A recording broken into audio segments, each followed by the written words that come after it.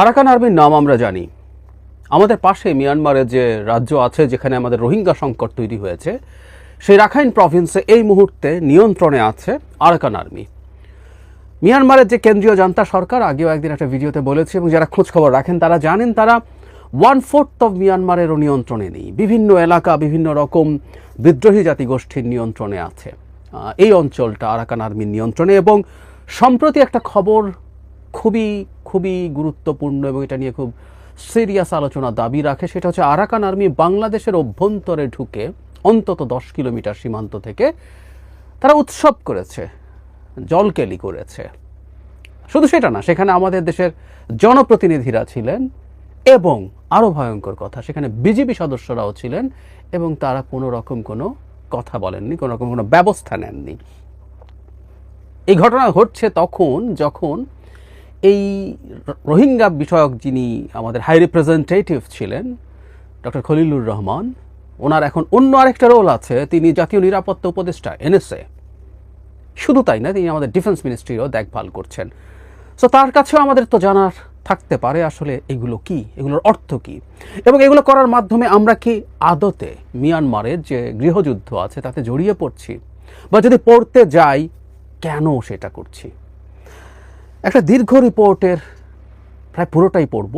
আমার মনে হয় রিপোর্টটা একটু কি ঘটেছে এটা জানার দরকার, তারপর সেটার অ্যানালিসিস করতে চাই এবং বাংলাদেশের জন্য আসলে এই ঘটনার ইম্প্যাক্ট কি হতে পারে সেটা। বান্দরবানের চ্যানেল 24 খুব বিস্তারিত একটা চমৎকার রিপোর্ট করেছে, তাদের যে পোর্টাল, সেখানে বান্দরবানের থানচির রেমেক্রি ইউনিয়নের ঝিরিমুখ এলাকায় জলকেলি উৎসব করেছে আরাকান আর্মির সদস্যরা। ওখানে ব্যানার কি আছে এবং বিজিবি সদস্যরা নির্বিকার ছিল বলা হয়েছে। গত বুধবার ও বৃহস্পতিবার পাহাড়িদের নিয়ে আরাকান আর্মির সদস্যরা এই জলকেলি উৎসবে অংশ নেন। শুধু তাই নয়, এই আয়োজনে আরও উপস্থিত ছিলেন উপজেলার বিভিন্ন রাজনৈতিক দলের নেতারাও। এদের ভেতরে রয়েছেন থানচি উপজেলা বিএনপির সভাপতি, বান্দরবান জেলা পরিষদের সদস্য খামলাই ম্রো, 1 নম্বর রোমিক্রি ইউনিয়নের চেয়ারম্যান মুসই থুই মারমা রনি, 2 নম্বর তিন্দু ইউপি সাবেক চেয়ারম্যান মংপ্রু মারমা সহ বিভিন্ন পর্যায়ের রাজনৈতিক নেতা এবং জনপ্রতিনিধিরা। স্থানীয়রা জানান, বাংলাদেশের বান্দরবান সীমান্তের 10 কিলোমিটার ভেতরে আরাকান আর্মির সদস্যরা অনুপ্রবেশ করে। তারপরে তারা স্থানীয় পাহাড়িদের সাথে 16-17 তারিখে জলকেলি উৎসবে অংশ নেন। উৎসব শেষে তারা আরাকান আর্মির সদস্যরা তাদের সামাজিক মাধ্যমে এটা শেয়ার করেন এবং সেটাই ভাইরাল হয়। খেয়াল করি, তারা এটা দিয়েছেন, জানিয়েছেন, আসলে তারা এই মেসেজটা গ্লোবালি ছড়িয়ে দিতে চেয়েছেন। তারা বাংলাদেশের 10 কিলোমিটার ভেতরে ঢুকে জলকেলি করেছেন এবং তাদের গায়ে তাদের আরাকান আর্মির যা যা ব্যাজ, লোগো সব কিছু ছিল, ওগুলো নিয়ে কোনো রকম কোনো ডিসগাইজ নেই। এটা খুব ইম্পর্টেন্ট। ওখানে দেখা গেছে উৎসবে আরাকান আর্মির ইউনিফর্মধারী অস্ত্রধারী সদস্যরা প্রকাশ্যে অংশ নেন এবং মঞ্চে অবস্থান করেন। মঞ্চে ছিল বাংলাদেশ ও রাখাইনের ULA ও আরাকান আর্মির পতাকা, বাংলাদেশের মঞ্চে এখানে বাংলাদেশের সাথে তাদের পতাকা ছিল। বিভিন্ন সম্প্রদায়, বাংলাদেশি মারমা এবং বিভিন্ন সম্প্রদায়ের মানুষ ছিলেন। জাতীয় নিরাপত্তা শান্তি বজায় রাখার জন্যই সেখানে বিজেপি সদস্যরা অবস্থান নেন বলে জানা যায়। এবং স্থানীয় রোমিক্রি ইউনিয়নের চেয়ারম্যান মুসেথুই মারমা, তিন্দু ইউনিয়নের সাবেক চেয়ারম্যান মংপ্রু অঙ্কে অনুষ্ঠানে দেখা গেছে। বিজেপি ছিল নিরাপত্তা বিধানের জন্য, কিন্তু এই অনুপ্রবেশ যেটা বাংলাদেশের সার্বভৌমত্বের প্রতি সরাসরি হুমকি, তারা কোনো ব্যবস্থা নেননি। অনুষ্ঠানে বক্তারা বলেন, এই জায়গাটা খুব ইম্পর্টেন্ট, অনেক দিন ধরে আমরা এই ধরনের একটি সম্মিলিত মিলন মেলার আয়োজনের চেষ্টা করছিলাম, কিন্তু নানাবিধ প্রতিবন্ধকতায় সেটা সম্ভব হয়নি। তারা বলছেন অবশেষে আরাকান আর্মির সহায়তা আমরা স্বাধীনভাবে এই উৎসবের আয়োজন করতে সক্ষম হয়েছি। তারপর অতিথিদের প্রতি কৃতজ্ঞতা জানিয়ে বক্তারা বলেন, এখন সময় এসেছে আমাদের ঐক্যবদ্ধ হওয়ার। আমরা বিচ্ছিন্ন ছিলাম, এখন আমাদের প্রয়োজন সম্পূর্ণ ঐক্য। আরাকান আর্মি আর বাংলাদেশের পাহাড়িরা মিলে তারা বিচ্ছিন্ন ছিলেন, তারা তাদের সম্পূর্ণ ঐক্যের আলাপ করছেন। তারপর বলছেন, আসলে সব বিভেদ ভুলে আমরা একত্রিত হয়ে এবং সম্মিলিতভাবে সামনে এগিয়ে যাই। এখানে বিএনপি সভাপতি, যার কথা বলছিলাম, তিনি বলছেন যে এই উৎসবে উপস্থিত থাকতে পেরে ধন্য মনে করছি এবং এই উৎসবে যারা আয়োজক তাদের আমরা ব্যক্তিগত পার্বত্য জেলা পরিষদের পক্ষ থেকে আন্তরিক কৃতজ্ঞতা ও ধন্যবাদ জানাই। উনি পার্বত্য জেলা পরিষদের সদস্য এবং উনি ধন্য মনে করছেন এবং কৃতজ্ঞতা জানাচ্ছেন। তার কাছে জানতে চাইলে তিনি বলেছেন যে এখানে আরাকান আর্মি তাকে দাওয়াত দেয়নি, ওখানকার কিছু লোকাল ছেলেরা দাওয়াত দিয়েছে, ওখানে গিয়ে তিনি এটা দেখতে পেরেছেন। এবং তিনি বলেন এখানে বিজেপির অনেক কর্মকর্তাও ছিলেন। পুলিশ সুপার বলছেন যে তারা এখানে কি হয়েছে একটা তথ্য জানতে পেরেছে, কি হবে না হবে এগুলো তারা খোঁজ খবর নেবেন। আবার দায়িত্বে থাকা এক কর্মকর্তা বলেন রেমিক্রি এলাকায় আগে থেকেই আরাকানদের বসত বাড়ি আছে, যুদ্ধ চলাকালে আহত অনেকেই এখানে এসে চিকিৎসা নিয়েছে। সো অনেক তথ্য, আমি এই জন্য পুরোটা পড়লাম। তার মানে আমরা যদি একটু সামারাইজ করি, সেটা হচ্ছে তারা আসলেন, তারা তাদের ব্যাজ অস্ত্র সব কিছু নিয়ে জলকেলি করলেন, সেটাকে তারা স্প্রেড করলেন তাদের সোশ্যাল মিডিয়ায়, দুনিয়ার কাছে জানিয়ে দিলেন আমরা বাংলাদেশের ভেতরে ঢুকে জলকেলি উৎসব করছি। সেখানে রাজনৈতিক দলের নেতারা, সেখানে বিভিন্ন স্থানীয় সরকার প্রতিষ্ঠানের সকল নির্বাচিত, আগেরদেরকে আমরা নির্বাচিতভাবে বলা ঠিক না, প্রতিনিধিরা ছিলেন, তারা ধন্য মনে করছেন, তারা বিচ্ছিন্ন ছিলেন, তারা একত্রিত হতে চান, এই আলাপগুলো তারা করেছেন। অ্যাবভ অল আমাদের বিজিবি ছিল সেখানে, নিরাপত্তার দেখভাল করেছেন, কিন্তু এই অনুষ্ঠানটা তারা হতে দিয়েছেন। আমরা একটা আলাপ দীর্ঘদিন থেকে করেছি, এটা হচ্ছে এই রোহিঙ্গা সংকটের সমাধানের জন্য কখনো জান্তা কোনোভাবেই এই মুহূর্তে গুরুত্বপূর্ণ ফ্যাক্টর না। যখন 1,80,000 রোহিঙ্গাকে প্রত্যাবাসনের যোগ্য বলেছিল জান্তা সরকারের পক্ষ থেকে, সেটা নিয়ে অনেকে দারুণ উচ্চবাচ্য করেছেন এবং আমার একটা পুরোনো ভিডিওর রেফারেন্সে নানান কথাবার্তা বলেছেন আমাকে। তো তখনও বলেছে, আমি বিস্তারিত আলোচনা করেছি, যারা ন্যূনতম খোঁজ খবর রাখেন তারা জানেন আসলে জান্তার হাতে নেই।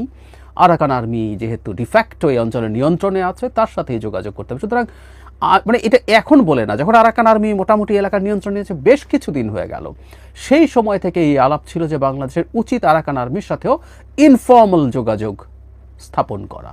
সো এটা দরকার ছিল না তা না, কিন্তু তাদেরকে এইভাবে বাংলাদেশের মধ্যে আনতে যাওয়া অনেকগুলো প্রশ্নের জবাব দিয়েছে। বাংলাদেশের সরকারের উপস্থিতি, বিজিবি মানে সরকার, স্থানীয় সরকার প্রতিনিধি মানে সরকার, তারা উপস্থিত থেকে তাদেরকে জামাই আদর করেছেন রীতিমতো। তারা জলকেলি উৎসব করে টোরে চলে গেছেন, তাদের পরিচয় অস্ত্র সব কিছু সহ। এটা স্পষ্টভাবেই বাংলাদেশের সার্বভৌমত্ব লঙ্ঘন বলেই আমাদের মনে হবার কথা এবং হচ্ছেও। এখন আসলে কেন এটা হলো, কি হচ্ছে, অন্তরালে কি আছে?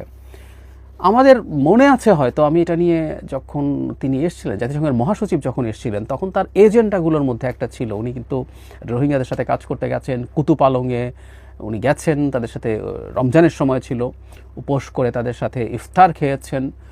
কিন্তু ওনার একটা চাওয়া ছিল, সেটা হচ্ছে বাংলাদেশের মধ্য দিয়ে রাখাইন প্রভিন্সে একটা হিউম্যানিটেরিয়ান করিডোর তৈরি করা, যেটার মাধ্যমে কোট অ্যান্ড কোট মানব মানে জরুরি কোনো ত্রাণ সামগ্রী বা এসব পাঠানো হবে। এই কথাটা এই রকম, কিন্তু এটা আসলে ডাইমেনশন এরকম না। আসলে যখনই একটা এরকম করিডোর চালু করা হবে, আমরা চাই বা না চাই এখানে প্রচুর অন্য কিছু যাওয়া শুরু করবে, অস্ত্রশস্ত্রও যেতে পারে, কৌশলগত জিনিস যেতে পারে।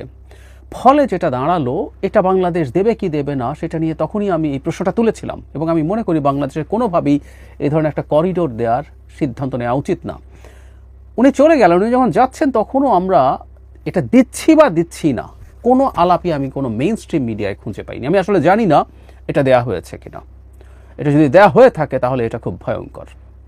কিন্তু তার চাইতেও জরুরি কথা আমি মনে করি, বাংলাদেশ সরকার আরাকান আর্মির সাথে এই মুহূর্তে আর ইনফর্মালও না, এক ধরনের ফর্মাল যোগাযোগ আছে, এটাকে পোর্ট্রে করতে চাইছে। সমস্যাটা কোথায় দাঁড়াবে? এটা ফর্মাল যোগাযোগ সমস্যা তৈরি করবেই। মানে আমরা মিয়ানমারের এই মুহূর্তে যে পরিস্থিতি আছে, এটাকে শেষ পরিস্থিতি মনে করার কোনো কারণ নাই। এটা রিজলভড কীভাবে হবে উই রিয়েলি ডোন্ট নো।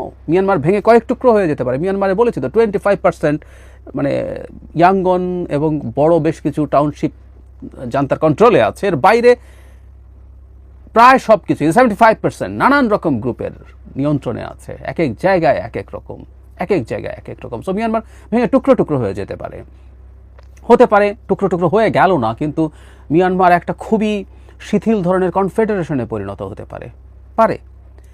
আবার জান্তা পুরো নিয়ন্ত্রণে নিয়ে আসতে পারে। 1980s দিকে একবার একই ধরনের কাছাকাছি ধরনের পরিস্থিতি হয়েছিল, তখনও বিদ্রোহী গ্রুপগুলো সারা মিয়ানমারের বিভিন্ন অঞ্চল খুব ভালোভাবে নিয়ন্ত্রণে নিয়ে নিয়েছিল, কিন্তু সেটা পরবর্তীতে তারা জান্তা সরকার নিয়ন্ত্রণ নিয়ে ফেলতে পেরেছিল।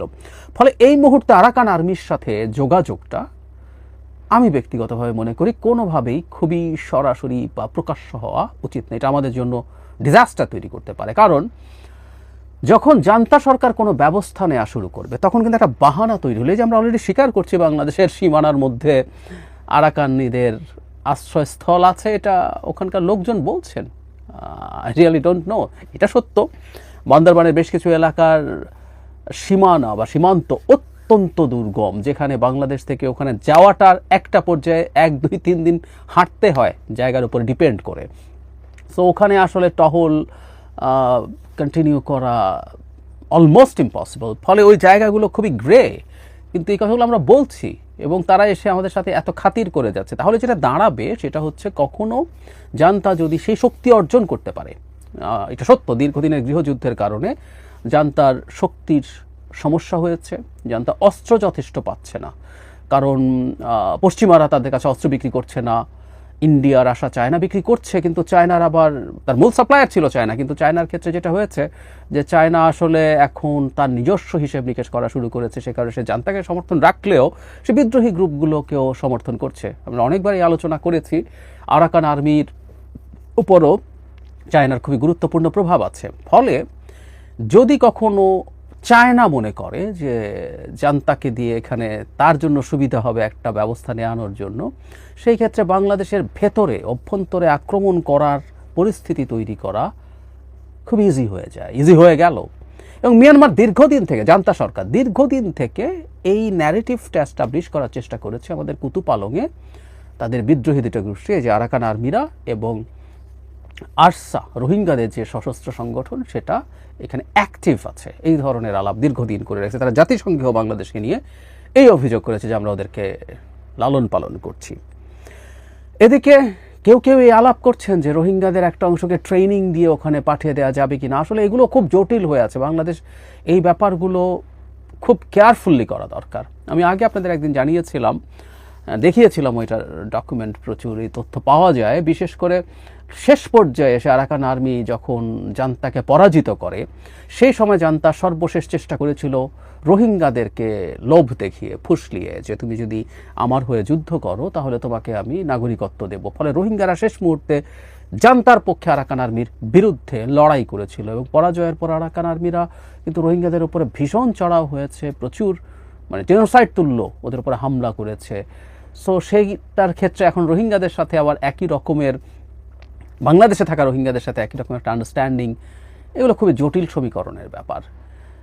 আমি একটা কথা বলতে চাই, শুরুতে যেটা বলেছিলাম যে আমাদের একজন নিরাপত্তা উপদেষ্টা আছে, এবং আমি চাই যে এই অন্তত এই স্পেসিফিক ঘটনাটার ব্যাপারে জাতীয় নিরাপত্তা উপদেষ্টা জাতির সামনে আসবেন এবং উনি তার ব্যাখ্যা দেবেন। এই ব্যাখ্যাটা দিতে হবে আসলে, না হয় এটা খুবই অ্যালার্মিং একটা জায়গায় চলে যাবে।